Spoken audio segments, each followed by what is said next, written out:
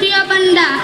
এই দুনিয়াত আল্লাহ পাকে বহু মানুহক পঠাইছিল আৰু মৃত্যু হ'ল কিন্তু হুজুৰ সাল্লাল্লাহু আলাইহি ওয়াসাল্লামৰ জন্মৰ অপেক্ষা বিশ্ববাসীয়ে বাট চাই আছিল জন্মৰ আগ মুহূৰ্তত দেশত বহুত আচৰিত ঘটনা ঘটিছিল কাবা শৰীফৰ মূৰ্তিসমূহ তলমুৱা হৈ পৰিছিল কাবা শৰীফ ধ্বংস কৰিবলৈ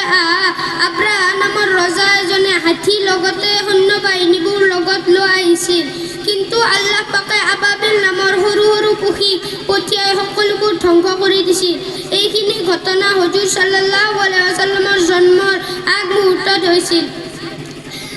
আমাৰ নবী হুজুৰ সাল্লাল্লাহু আলাইহি ওয়াসাল্লামৰ জন্মৰ 6 মাহ পাছতে মাকৰ ইন্তেকাল হয় আমাৰ নবী সৰু কালতে লালন পালন কৰিছিল হযৰত হালিমাতুছ সাদিয়া নামৰ মহিলা এগৰাকীয়ে হযৰত হালিমাই হুজুৰ সাল্লাল্লাহু আলাইহি ওয়াসাল্লামক যিমান দিন নিজৰ কাষত ৰাখিছিল তেওঁৰ ভেড়াবিলাক মেদা আৰু মহুল হৈ পৰিছিল আগতকৈ বেছি গাখীৰ দিব ধৰিছিল মই আপোনালোকৰ আগত হুজুৰ সাল্লাল্লাহু আলাইহি ওয়াসাল্লামৰ এটি জিকিৰ গাম সকলোৱে মোৰ লগত এবাৰ সহযোগ কৰিব ও মেৰা নবী মেৰা নবী মেৰা নবী হে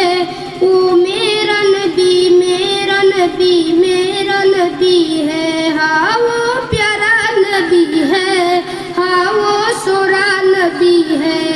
अल्लाह का फरमान लम नशरह लका सदरक मंसूब जैसे वो रफा लका का जिक्रक ओ हाशमी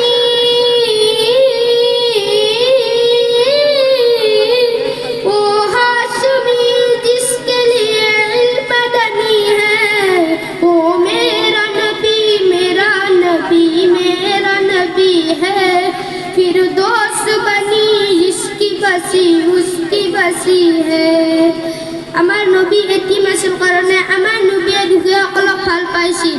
আমাৰ নবীয়ে কৈছে আল জান্নাতু তাহতা আহকামিল উম্মাহাত তোমালোকৰ মাক আৰু দেউতাকৰ ভৰিৰ তলত জান্নাত আমাৰ নবী হুজুৰ সাল্লাল্লাহু আলাইহি ওয়াসাল্লামে কৈছে যিজন ব্যক্তিয়ে